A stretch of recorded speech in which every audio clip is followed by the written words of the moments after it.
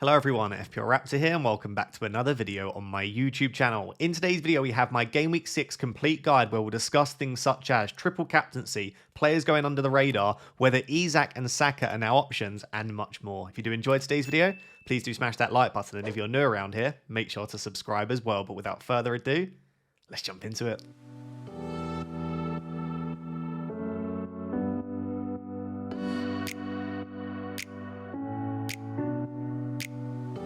So guys, let's start the video with a discussion around Ekitike and Isak and whether the latter is now an option in FPL for Game Week 6, especially for those of us that are on a wildcard. It is incredibly tempting to want to put him in because we know what he can do on his day. So if you missed it, midweek Liverpool beat Southampton 2-1 in the Carabao Cup. Isak started the game in what was a heavily rotated Liverpool side. He scores a goal, comes off at half-time for Ekitike. Ekitike comes on, gets booked, scores the winner, takes his top off, gets the second yellow card, and as a result will now be suspended for Game Week 6. And obviously, with Ekitike suspended, that means if you own him, that's an issue because he won't play. But also now we're thinking, does Isak potentially start, given he's played 45 minutes midweek? Ekitike is obviously not there. They're trying to build up his fitness anyway. This doesn't feel like a bad opportunity to put him into the starting 11. I will just note, there are a couple of things, and I think there are a couple of nuances to pull apart here. So if you didn't see the press conference and the post-match interview quotes from Arne Slot around it, let's just say he wasn't particularly impressed with Ekitike. I will note, he also wasn't too harsh on him, I don't think. I think he said he was stupid and silly at points, but he also said that he himself has done silly things in the past. When he picked up a red card, I think it was last season. So I think he was a little harsh on Ekitike, but I don't think he went over the top, and it didn't give me the vibe of, oh, Ekitike's never starting for Liverpool ever again. But he did say that, given it was a tap-in, and I think it was the Robertson pass and a great cross from Chiesa, he basically made a comment of, if he'd have dribbled round 3 players and scored in the Champions League final, he understands it. Because what Ekitike did is he took off his top and held it up, and it was a 2-1 win, and it was a tap-in over Southampton in the Carabao Cup. So Slot basically said it was a bit silly. He'll learn from his mistake. So firstly, that's not great that he's obviously slightly peeved off the manager. And Isak did look pretty good in that first half. However, Arne Slot also said, I think we will see the best of Alexander Isak after the October international break. And I will say, in his minutes generally so far for Liverpool, there have been good signs, but you can also see that he is a little bit rusty as well. The fact that he played 45 minutes midweek, it may well have been, even before the red card, that there were plans to start Isak anyway. I've seen a few Liverpool fans suggest that Isak may have started the Palace game regardless, and maybe they gave him 45 minutes so they could give him like 60, 70 minutes against Crystal Palace. So I think we are starting to get to a stage, regardless of the suspension, where Isak may start ahead of Ekitike more often than not, but it's very difficult to try and tell right now. And very clearly, whether you trust Slot's comments or just use the eye test, Isak still isn't fully fit. So there is still a world, by the way, even with Ekitike suspended, where it's like Gakpo as the 9, or they try and play Florian Wirtz in a false 9, but it all looks pretty set up for Alexander Isak to probably start this game. I'd love to know down below if you agree or disagree. The only thing I will note is he's still not going to get anywhere close to 90 minutes. And obviously, if he starts in 6, there's a chance he doesn't then start in 7. I also don't think the fixtures are necessarily perfect. Crystal Palace is not a particularly good game right now. They are unbeaten in 17 games. They're in the top 4 for expected goals conceded so far this season. And they've had pretty tricky fixtures. This is not a great fixture for Alexander Isak to go and play. So immediately, I don't love the fixture for him. And then going into Game Week 7, it's then Chelsea, who are also a pretty decent defence. So I'm not saying that Isak won't score and Liverpool can't win these games, but I guess what I'm thinking right now is we still don't know how good his minutes will be. Even with Ekitike suspended, I don't think we'll get close to 90. It's back-to-back tough games and then an international break. And his own injury record hasn't been fantastic either. Do I think there is potential upside here? Absolutely. But I don't see Isak going absolutely nuclear over the next couple. And let's say he does start Game Week 6 and Game Week 7, maybe scores 1 or 2 goals. He might rise to 10.5, maybe 10.6. But I don't think we're going to get to a stage, given the fixtures, and given how tough it will be for people to squeeze him in, where he's going to rise to like 11.5 million in a few weeks. So if I get this wrong, and Isak's minutes are better than I think, and he does better than I think he will in these next couple of fixtures, then I'll just bring him in from Game Week 8 onwards and I'll reassess. So basically, the short of it, if you have Ekitike, maybe is a good time to sell anyway, because I think moving forward, his minutes will be reduced. If you were looking at squeezing Isak in on a wildcard, I can absolutely understand it, especially if you've got good team value.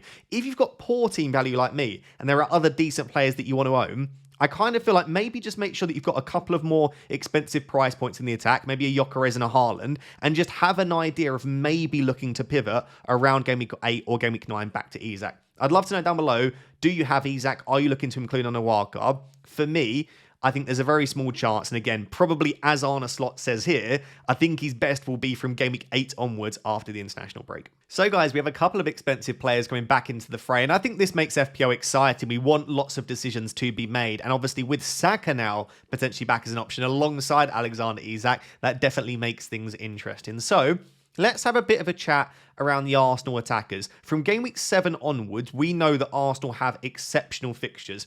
That West Ham home game, if Potter is still in charge, looks so good. Fulham and Crystal Palace after that, I think sort of middling fixtures. You could argue they're quite difficult, especially for the attackers.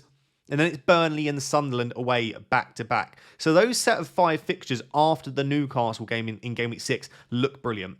I think if you're using transfers, just wait until Game Week 7. There's no need to go now. But obviously, if you're on your wildcard, you probably do want to include at least one Arsenal attacker. And there is potential justification to include 2 as well. So who is it? Saka, Eze, Gyökeres, someone else? Let's discuss obviously the injury to Madueke. That makes things a little bit more, I would say more difficult actually to try and decide which one to go for. Because if Madueke was fit, I would just say it's an easy Gyökeres for me. Because Madueke has been playing, I would say he's probably been Arsenal's best attacker so far this season. At least what I've watched eye test wise. I've honestly not looked into Madueke's data, but just watching the games, he has been exceptional in the absence of Saka on that right side. But we also know that Madueke can play on the left. And there were some suggestions before they signed Eze that actually Madueke had been signed to play on the left. So that just meant for me, I don't love the idea of Saka returning from injury with Madueke as a risk and playing at his level. And let's say we do expect Saka to get good minutes, well then Madueke could play on the left ahead of Eze. But obviously, the news as of this week is that Madueke is expected to be out for around 2 months, could even potentially be longer than that, which means that now both Saka and Eze have higher expected minutes. We also know that Gyökeres' minutes haven't been great so far. He's been getting a lot of sort of 60 to 70 minute games too. So, which one to go for? I will just say they played midweek on Wednesday evening. I'm recording this late on Wednesday for a Thursday morning upload. Arsenal beat Port Vale 2-0. Defensively, they're a joke. Even when they don't play their best defence, I think they conceded 0.09 XG in this game. And I know it's an opposition where you wouldn't expect them to concede, but it doesn't matter who they play. They're just so good defensively. So I think the first thing to know, I would just have 2 of their defenders probably ahead of 2 attackers. Considering prices, considering what we know of Arsenal, they're not an overly free-flowing team that are scoring goals for fun right now. They are flat-track bullies, and I expect in the easier games, they will score more goals. But certainly, I think if you're including 3 Arsenal, given the prices of their attackers versus their defenders, double defence, 1 attack makes sense. Anyway, back to the game against Port Vale. They started Saka and Eze. Saka played 63 minutes, and I think it was Max Dowman came on for him, and Eze played 81 minutes. I will let you decide what to make of the Eze start, because I think it's very clear the Saka start against Port Vale, whether you think he should have got minutes or not, I think that is a positive thing if you're looking to own him. Arteta clearly needs to build up his fitness. Saka's fitness isn't going to improve playing 60 minutes once a week. He needs to start getting back in the match rhythm. So I know it's a risk playing him in a game like that. And if you didn't see the game, by the way, he got a massive kick on the ankle. And that is the risk that you take playing him against an opposition such as Port Vale. But he does need to build up his fitness. So I think if you wanted to include Bukayo Saka, this is a positive thing overall. Eze, I'm a bit unsure because he shouldn't really need to build up his fitness. But playing 81 minutes in this game, I think Eze's minutes will be pretty good, but no, I don't think he starts every game. And do I think he'll get early subs? I kind of do. So when you compare Eze to Semenyo, Njai, even Xavi Simons, who I know was benched recently, I think his minutes will be slightly better. Kudus will have much better minutes. Then you drop down to Tijani Reinders, Anderson, Statch, Dewsbury Hall, even a Jack Grealish as well. Even to some extent, Gakpo, I think minutes will be better than Eze. I just look at the players in and around Eze, and as much as I love these fixtures coming up, I don't know that I can justify picking him when not only do I think his minutes will be a little bit suspect, but I also don't think that Arsenal are a brilliant enough attack to think that there's that high of an upside. Eze won't take many, if any, set pieces. It will be Rice and Saka. Eze won't have penalties. Where is the upside with the Eze pick? I'm just not seeing it as much unless you expect Arsenal to go nuclear and Eze to get really good minutes in every single game. Because I do think you've got Martinelli and Trossard there waiting to start on the left. So I don't hate the Eze pick, but he is probably my least favourite of the three. Obviously, he's the cheapest as well. On the Saka versus Gyökeres, I still don't think, in a similar way to what I said with Isak, I still don't think Saka's fully fit. He doesn't look at his best. He's shown some signs of, this is why they need Saka back in the team. A little bit of quick footwork, a lovely run, a great delivery, but we're still not seeing that. And I've seen a few, I didn't watch the game against Port Vale, but a few Arsenal fans saying he looked a little bit rusty as well. He didn't really manage to do much in the game. And of course, I'm not buying into that too much, but I still don't expect, even with Madueke out, Saka to suddenly start getting 90-minute games consecutively. He'll probably only play 70-80 against Newcastle. He might only get 60-70 against West Ham. They are going to protect him because clearly he is struggling to stay fit. We saw that last season. So yeah, I still worry a little bit about Saka's fitness and his minutes, but I suppose you have the same concern with Gyökeres. The only other thing to note, and this is a very messy section, I do apologise, I'm not really answering the question here, I'm just thinking out loud. Saka and Gyökeres is not Saka versus Gyökeres, right? They're different prices first. I think there's 0.8 million between them, but also they're different positions. If you was to say you can have in your team, doesn't affect anything else, Saka or Gyökeres, I would be super tempted by Saka. I prefer midfielders overall. We know that when he's on it, he is on it, and he's a proven Premier League player. So I may lean that way. But if you said it's Saka and Foster versus Gyökeres and Stack or Dewsbury Hall plus 0.8 million, I don't think that's overly close. Because then what you're looking at, let me frame it this way, is Tarkowski, Stack, and Gyökeres on a wildcard as a combo versus Richards, Saka, and Foster. The Gyökeres, Tarkowski, Stack option is just better. It just is overall a better combination, despite me saying that maybe Saka could be worth it instead. Obviously, you might be building a different structure. You might not be on wildcard. You might be using transfers to sell a Palmer. If that's the case, Saka is always going to be a good option, and I would absolutely be willing to go for it. I would be willing to take the risk. But I think especially on wildcard, if you're choosing between the two, I just think that the teams with Gyökeres just look better overall than the teams with Saka. The only other final thing to discuss before I move on from this rambly section is penalties. Because there are really conflicting views at the moment as to whether Saka or Gyökeres will take them or whether they'll share them. I don't think, in fact, I'm pretty confident as of right now that Gyökeres is first choice penalty taker. Whether he takes them all or not, I'm not sure. But he has an outstanding record, and he took his first penalty for Arsenal extremely well. Saka has never been the sort of greedy player that will just take penalties away from anyone else. He's even given them to Ødegaard in the past. On at least 2 occasions, we've seen him hand a penalty to him. So he doesn't strike me as the sort of guy, like, he's not like Mohamed Salah, where Salah will take that penalty.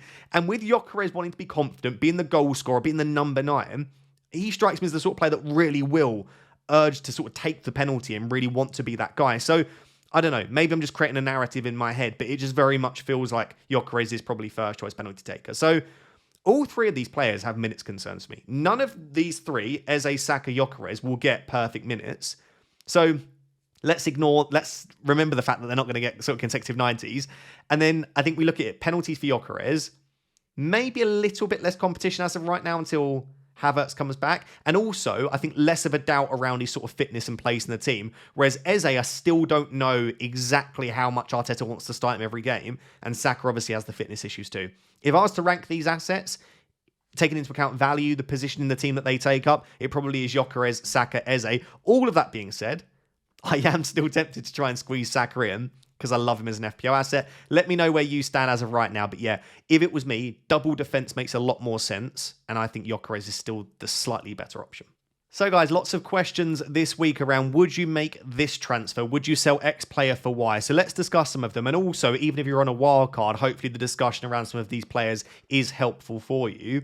So what I've done is I've given it like a traffic light system, but also for those that are colorblind, because I've made this mistake in previous videos, so apologies, I've also put the words there as well. So A yellow circle simply means I don't mind the transfer. I wouldn't heavily say it's a bad transfer, but I also wouldn't necessarily say that it is absolutely worth it. Green just means I approve. I think it's a good transfer to make. Orange means probably not, but I'm not going to completely criticize. And then red would normally mean I hate it. So none of these transfers do I absolutely hate. And let's start with the first set, which is selling one of Sanchez or Sells to Raya or Donnarumma. Obviously, this is not really the week to go and buy David Raya. That being said, Newcastle are not attacking overly well in the Premier League. They are defending exceptionally, but could this be a 0-0 game or a 1-0 win for Arsenal? You wouldn't be hugely surprised. And maybe it's actually a game that Raya would make lots of saves. Do I think that Raya and Donnarumma moving forward are better goalkeepers than Sanchez and Sells? Absolutely, which is why I don't mind the transfer. Sanchez might not even start. Let's see what Maresca says in the press conference. But Sanchez is available for Game Week 6, by the way. Please don't make the mistake of selling him because you think he's suspended. He serves his suspension in the Cup. So Sanchez will play, or will be available, I should say. But there is a chance that Maresca just wants to start Jorgensen anyway, because he was not happy with Sanchez getting sent off, as you can imagine. So, yeah, I can sort of understand selling Sanchez.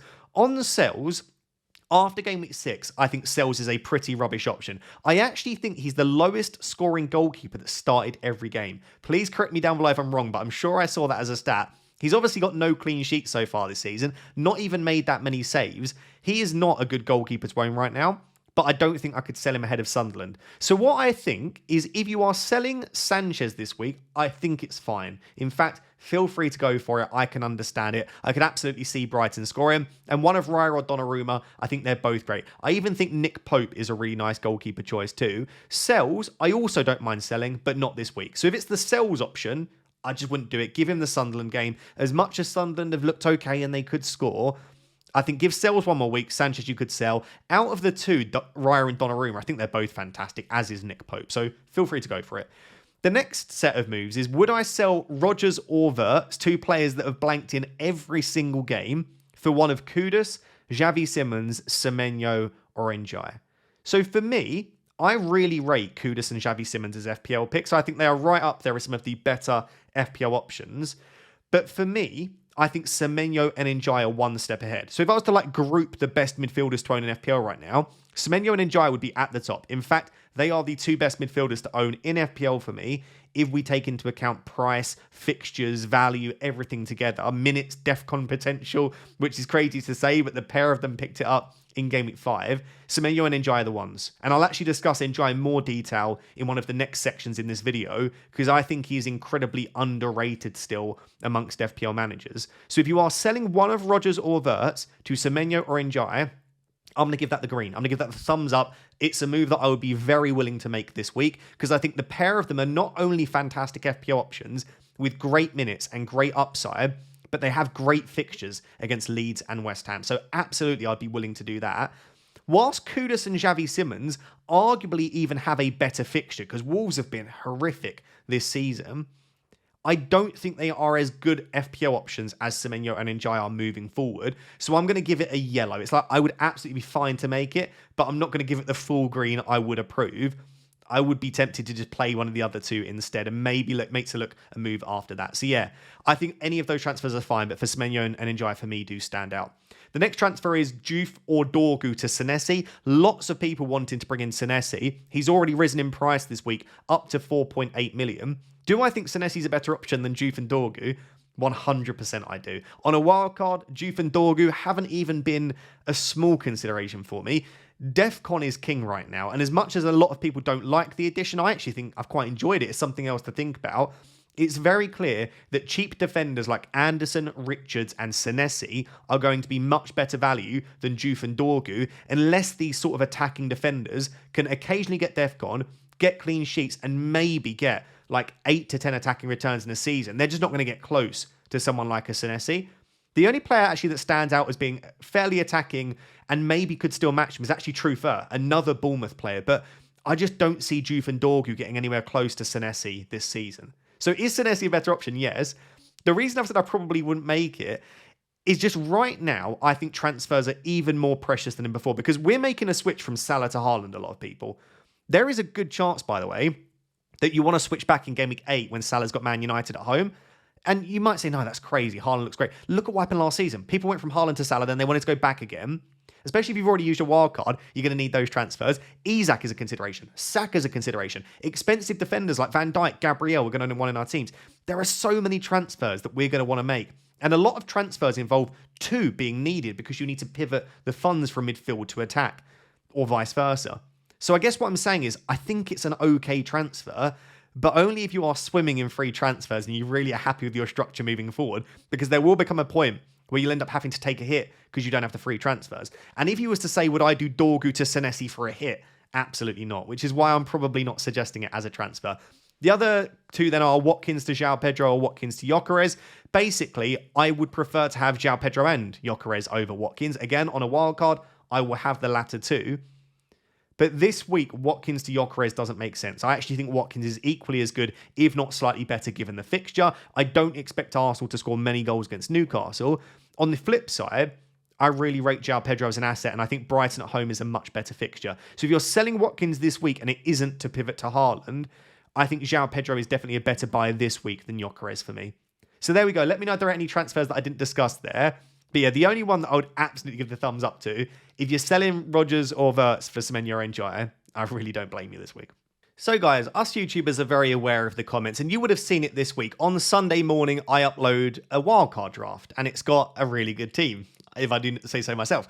And then on Sunday afternoon, Let's Talk FPL uploads a wildcard team. Oh, it's got 14 out of the 15 players that I chose. By the way, Andy is very much not copying me. I'll discuss that in a second. Then Harry decides to wildcard, and Oscar's wildcarded. And hang on a second, everyone's basically got the same team. No one is copying anyone, and I can promise you that, because we've built our draft separately and already made the graphics. When we sent our teams to each other, when we decided we were wildcard, we were like, our teams are exactly the same. We're not building them together. We're not copying anyone.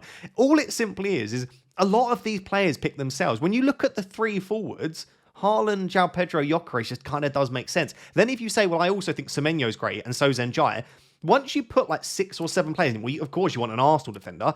Senesi's been great value. It's not copying as much as just common sense and using the same info. We've all got the same fixtures to look at, the same data, the same points, the same form. We are inevitably going to converge if we've got the chip active. So I firstly want to say no one's copying. I would rather have a different team. I'd rather have different players to other people. It makes it interesting. So yeah, that's the first thing I want to know. But that being said, there are certainly players and positions where you can differentiate slightly. So what I thought I would do, just in the interest of sort of making content a bit more engaging and different rather than talking about the same players over and over, is just mention 8 players that I think are going under the radar, at least relative to how good of an asset I think they are. Because on this list, Njai is here, and you would have heard me talking about him constantly, and he's in the wildcard template, but he's still under 10% owned in FPL. So let's start with him. I think, pound for pound, looking at value, I think he's the best midfielder in FPL. And I know that's a very controversial statement, but when I look at what do I want from a player, the only thing he doesn't have, which is fantastic, and this is where it sounds a bit weird because this is often what I use to make my decisions, is his underlying data could be better. Since being in the Premier League, Njai has never gone through a spell where he's had exceptional underlying data, goal threat and assist threat, but he massively passes the eye test. He's got great minutes, 83 minutes per game so far. Basically, that was just one slightly early sub, which I don't think will happen too often. I think he's got decent goal threat. He's a good finisher.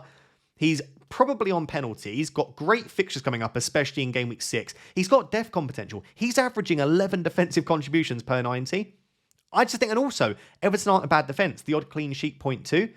He will just continue to return, whether that be the odd 4-pointer through DEFCON and he doesn't actually do anything. We saw Semenyo get a 5-pointer, by the way, in Game Week 5. Didn't do anything, but Bournemouth kept a clean sheet and he picked up 2 defensive contribution points. Like, he will just tick along really nicely. And there will be weeks, because he's probably on pens, because he has good minutes, he's always close to goal, and because of DEFCON, there will be a week where Njai just goes and gets a 16, 17, 18-pointer, where it's just like a penalty, a tap-in, and some DEFCON, and all of a sudden, he's a bit like Bruno Fernandes in that sense, with just so many routes to points there. So yeah, I just think at 6.5 million, he is fantastic. And even though he seems to be really heavily included in sort of the YouTube template wildcard, overall relative to the game, he is still a very underrated asset. And I still think Dewsbury, Hall and Grealish are good as well, by the way, but he does stand out to me. Another player who I think is extremely underrated and actually does have the data to back it, Brian Mbeumo. Brian Mbeumo has the second best data of any player in the Premier League so far this season in terms of total non-penalty expected goal involvement after Erling Haaland. He is playing at an extremely high level. If you're a Man United fan, you will be thinking, how on earth has Brian Mbeumo not had more attacking returns? His minutes have been exceptionally good, other than the one early sub, was it in Game Week 5, I think? Other than that, really strong minutes. He will start, I think, every single game. He takes a brilliant set piece. He's taking all set pieces from the right-hand side with his left foot in swinging. He's been so unfortunate not to score more goals. A couple of sort of close calls. There was the volley, which was brilliantly saved by Donnarumma. And Mbeumo has been on the cusp of a massive return in pretty much every game. On this list, you can see here, he's got the third best non-penalty expected goals and the second best expected assists. But put together, he has the best non-penalty expected goal involvement per 90 on this list. So if you look at underlying data, I absolutely love him. Something which I thought was really funny with Mbeumo, he's got 2.73 DEFCON per 90, which is one of the worst in the Premier League. So he's not getting you DEFCON anytime soon, but I do really rate him. And I actually think the next two fixtures against Brentford and Sunderland are good as well. If you wanted to include Bruno on a wildcard, but you hate Bruno, which a lot of people do, or you need to save money, Mbeumo's not a bad shout at all. They are probably my two favourite players on this list. If I was to say two players that I think, again, relative to... Mbeumo maybe feels quite highly owned overall, but amongst engaged managers, I think probably still quite underrated. So yeah, I like those two. Other midfielders, Doku. Doku is playing so well this season. I saw a tweet this morning from a big City account saying, like, name a better winger than Doku this season. Like, when you see City fans bigging up Doku, because they've been really critical of him so far, really, overall, you know he's playing well. I also saw another Man City fan say, you know Doku's playing well when he isn't included in the squad for the EFL game. And if you didn't see, Doku didn't even travel. But I believe that is not due to an injury. He was just given a full rest. Wouldn't be surprised if Doku starts again. My concern is, you just never know with Man City attackers and Pep. He's averaging 57 minutes per game this season, and that's the concern. He could quite easily play 90 minutes in the next 3 games, or he could genuinely, just as easily, have 0 minutes in the next 3. Do you remember Foden 2 seasons ago? He started the first 12 games of the season and then was benched for 3 or 4 consecutive games, didn't play a single minute. It happens with Pep. He just decides all of a sudden, I'm not going to play this player, or I love this player. So there's always a risk, but yeah, I just think he is playing so well, and Burnley is a great fixture. He's been so creative, 0.33 expected assist per 90. So yeah, I don't mind Doku. I don't mind Doku at Doku at 6.4 million. Goodness, Raptor. Another player that I think is quite underrated is Gordon. Obviously, returning from suspension, given that he was suspended, I think he slipped out of a lot of people's minds. And obviously, the Arsenal game this week isn't great. But moving forward, in and around that price, I mentioned Eberechi. We spoke about Semenyo and Njai. Gordon is a really decent option, and I think will compete for a lot of these players in terms of total points this season. And also after the Arsenal game, I don't mind Newcastle's fixtures. There are definitely teams with better fixtures overall, but I think he has relatively high upside. Other players, Minte has been performing at such a good level. One of my favourite players in the Premier League. Took his goal in Game Week 5 extremely well, and only 5.9 million. So he is another player that, if you're looking at eye test, as well as a bit of data, by the way, it's not awful, he is absolutely passing the eye test right now. And I think Brighton will continue to score goals regardless of the opposition that they have. The only other final 3 players then are 2 Burnley players and a Sunderland player. Anthony. Talk about data. 0.53 non-pen expected goal involvement per 90. Anthony is passing the eye test. And if Burnley score goals, it feels like it is pretty much always going to be Anthony involved in that at the moment. So again, if you wanted a cheeky punt, the fixtures aren't really there for Burnley, but I don't mind him. And also, Florentino, he's only played 1.5 matches, but he is averaging 19.23 DEFCON per 90. That is ridiculous. Shout out to Tom Hadley, I think it was Tom, of course, the DEFCON man, who spoke about Florentino's DEFCON potential. I think it's going to be supremely high. So as long as he continues to get the minutes and gets a starting position in that team and locks that down, he will be the sort of player that picks up DEFCON in like probably over 60-70% of his game. So keep an eye on him. I probably do still prefer Dewsbury Hall and Stack, but if you want to go super differential and he's got a good fixture in the week that you need him, I don't mind it. And then at Sunderland, I think Sunderland have 2 of the most underrated 4 million defenders in Mukiele and Alderete. I think that's how it's pronounced. Apologies if it's not. Mukiele so far has been averaging 14 defcon per 90. The concern is if Ballard comes back into the starting 11, he can be pushed out to right back. And at right back, he's probably not going to pick up the amount of defcon required to hit it every single week. Whereas Alderete has hit 10.88 per 90. So even though it's not quite as high as Mukiele, because I don't see Alderete being rotated and he should be pretty nailed on at centre back, he's probably a little bit less of a risk. I think if you want the most nailed Sunderland defender, it's probably Hume. Of course, you could just go for Rodon, Goodmanson, or Esteve instead. So there we go. Hopefully that's interesting to hear about some players that are being mentioned a little bit less. Certainly in midfield, let's ignore Njai because he's in the sort of template wildcard. Doku, Gordon, Minte, Anthony, and Burmo. You could certainly include one of those, and I don't think it would make the wildcard or your midfield that much weaker overall. So guys, for those of you that are not on wildcard or free hit this week and still have the triple captainship available, there is obviously serious temptation to play it on Erling Haaland, but I do also think there are some potential negatives to playing it on him this week. I don't think it's like an automatic, well, of course you play the chip on him, and I definitely think there might be other opportunities in the first half of the season to play your first triple captainship as well. So the question was, is there any reason not to triple captain Haaland in Game Week 6? Should we save the chip for a more differential opportunity? If you see me glancing this way, I've got a pros and cons list that I made for my FPL Wrapped, sort of answering my question in FPL Wrapped this week. If you don't know what FPL Wrapped is, by the way, I do a newsletter with FPL Focal and FPL Harry, which we release every week. There'll be a link down below to that. Feel free to check it out. But yeah, I did a pros and cons list for that newsletter, so I'm just going to refer back to that. So let's start with the pros. Why would you want to triple captain Haaland? Haaland good at football, Burnley not good at defence is basically the argument there. Haaland has 59% chance, according to the bookies, of scoring 1+ goal, which is very high. Anything over 50% is obviously a good chance of scoring a goal. Some weeks there won't be a single player with over 50%. I would even argue that 40+% is normally means you've got a good fixture and a good chance. So if Haaland starts and gets 90, you'd say he's got an extremely good chance of getting 1+ return in this game. And obviously, as I said, Burnley are the worst defence in the league this season, quite comfortably. I think it's like they're 1.8 XG clear of second worst defence in the league. They're the only team in the league this season to have conceded over 10 XG. So yeah, basically the best player in the Prem, who has already accumulated 10 big chances and 6+ XG, playing against the worst defence in the league at home. It is probably the best sort of matchup you could possibly want in terms of a great player against a bad defence. And I saw this mentioned on the FPL Wire. Again, I've not confirmed this, but I guess this is from sort of memory.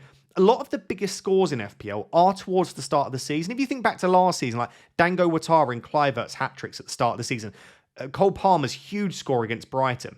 A lot of the big scores do tend to feel like they come at the start of the season. Even Haaland last season, he's back-to-back 17-pointers. I'm not saying players always drop off, but it does feel like the amount of huge scores that you see do start to get a little bit less, especially as we do approach the Christmas period as well. So yeah, maybe that's another reason. Also, it's a bit of a rubbish chip. Let's say Haaland gets a hat-trick. Great, you've gained 17 points. It's a fair amount of points, I know. Like by the end of the season, that can be a lot, but we're not talking about a chip which is likely, especially in the first half of the season, to go and gain you 40 points. So why not just play it in a week where Haaland's got Burnley at home?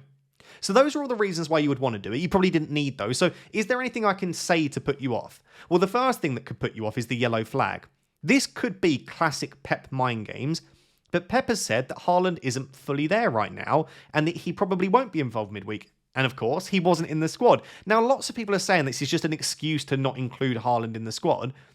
But does he need that excuse? Doku wasn't in the squad. Why did he need to say, why couldn't he just have left? If Haaland wasn't included in the squad, no one would have gone, oh my God, why is Haaland not there? It's kind of fairly standard. So I do think there probably is something going on. But we've seen this in the past where managers will say, oh yeah, this player is struggling with X, Y, Z.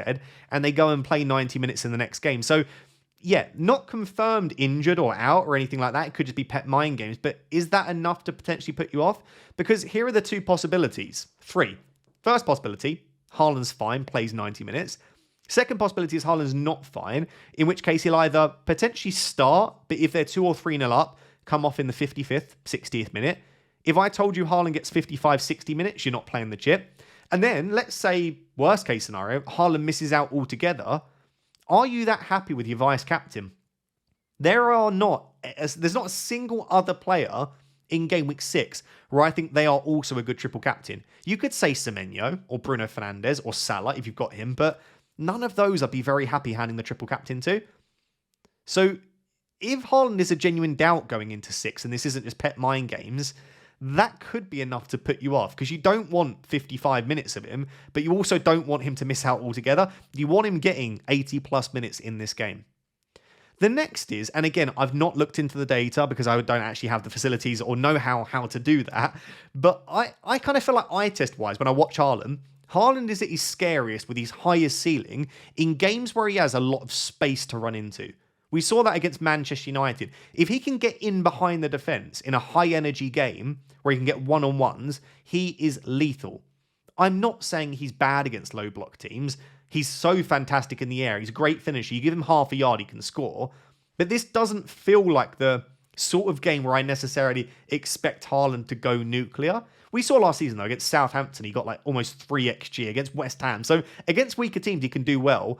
But I also wouldn't be surprised if this game is 1-0 after 60 minutes where Burnley have massively, massively frustrated Man City. We saw against Liverpool, they still conceded like 2.5 XG, but they were frustrating Liverpool at times and forcing them into some long shots. So yeah, maybe this isn't like the perfect matchup for Haaland. It's a great fixture, but maybe the matchup doesn't suit him perfectly.